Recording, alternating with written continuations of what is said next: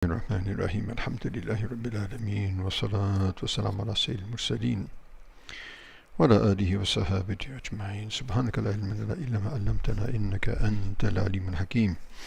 سبحانك لا فهم لنا إلا ما فهمتنا إنك أنت الجواد الكريم. قل رب زدني علما.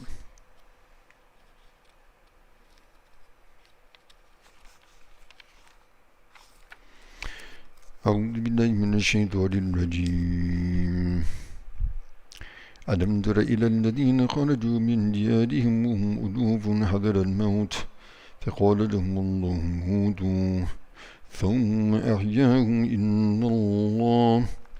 إن الله لذو فضل على الناس ولكن أكثر الناس لا يشكرون.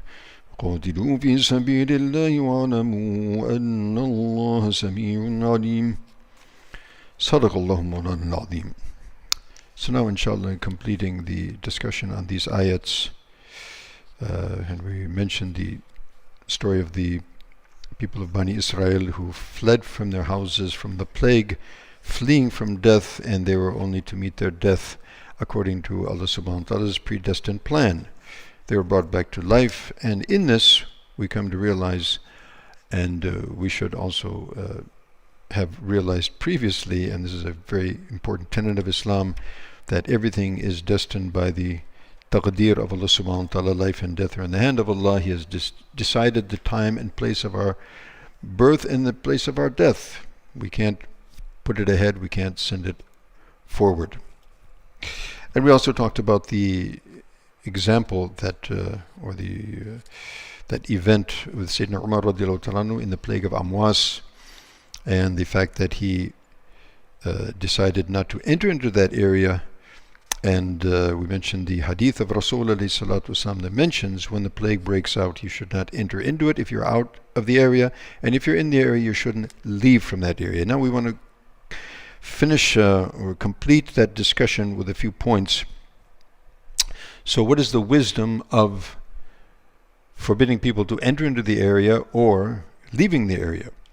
So obviously, the first thing that would come to mind from the medical and physical scientific perspective is that the people who are not perhaps infected with the disease, they should not set themselves up for infection by entering into the place of infection. But actually, that's not the main thing, because also that is going to happen by the order of Allah and not otherwise, as Nabi ﷺ mentions, La adwa wa la tirata wa la hamma ila akhiri.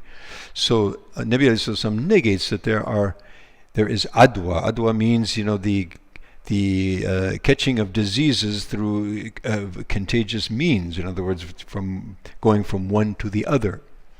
However, at the same time, Nabi ﷺ also told us, don't take your sick camels and expose them to your well camels, and vice versa.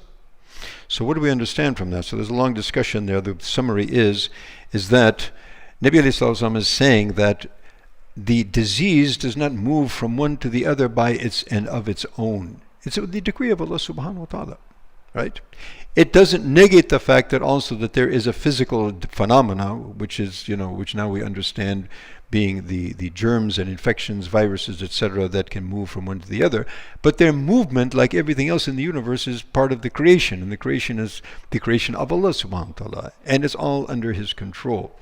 So therefore, the people who are going from outside of the infected area should not enter into the area. Yes, they shouldn't expose themselves unnecessarily, and this is a order of Sharia. وَلَا تُلْقُوا بِأَيْدِيكُمْ إِلَى التَّهْلُكَةِ. Don't by your own hands and by your own doing expose yourselves to unnecessary risk. This is not jaiz in Sharia. What is unnecessary risk? That's another discussion. So at the same time, if somebody actually goes from there and enters into that area and gets sick and he says, oh, had I not done this, had I not entered into this area, then I wouldn't be exposed to this and I wouldn't be dying. So you're going to die whenever you are. If you, when death comes on you and you think that had I not participated in the campaign, I wouldn't be there with the army, or I didn't expose myself to the disease, I would have survived. You're not going to survive a single day more or less than what is ordained. So yes, No doubt, we don't, we don't expose ourselves to unnecessary risk. Entering into a place of infectious disease is one of those risks. At the same time, so that it wouldn't also create further, corrupted belief sets in the minds of others. And obviously, the same holds true with the person who is in that place. If he's in that place and he's possibly infected with that disease, number one is he should stay put and get treatment. Moving from here to there is also going to expose him to further risk. At the same time, exposing others who have not been infected to those types of risks. And so what is the whole point of mentioning this when the next ayat, or the last ayat that we read, is وَقَاتِلُوا فِي سَبِيلِ اللَّهِ وَعْلَمُوا أَنَّ اللَّهَ سَمِيعٌ عَلِيمٌ. Then fight in the path of Allah. And since we've understood now that whether you run towards life or run away from life, or run towards death or run away from it, it's not going to happen except by the order of Allah subhanahu wa ta'ala. And the most prolific example probably that we have in our Islamic tradition and history is the example of Sayyidina Khalid ibn Walid radiallahu ta'ala anhu, who was the greatest commander, probably in the whole annals of Islamic history, if not the history of the world, perhaps. And the most amazing thing about him is that though every battle that he entered into, he wanted shahada. He wanted to die and be killed in the path of Allah. And he says on his deathbed, which happened to be at his place, in his home, he was crying to Allah, Allah, I went into the battle, every battle, and I was hoping for martyrdom, and there's not a single inch of my body which has not been hit by a sword or a spear or an arrow. Right? He's got scars all over his entire body, and here I am dying like a donkey on my bed at home, you see. It used to be considered to die on your bed at home, the death of a woman, not the death of a man, right? So here we have it. We have a man who's exposed himself to death, every campaign, and death didn't overtake him. And we have others, you see, who's slipped and fall or died in their bed. So death is going to take us, whenever it's appointed time, not before, not at end. So therefore, if the order of jihad, the order of to expose ourselves to such type of, situation, it's the call of Allah subhanahu wa ta'ala, the order of Allah subhanahu wa ta'ala, then we are to obey that order, and we are not to consider that death will come sooner or later.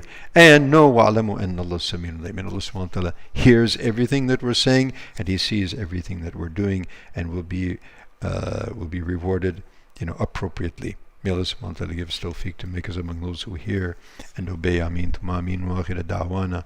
And alhamdulillah.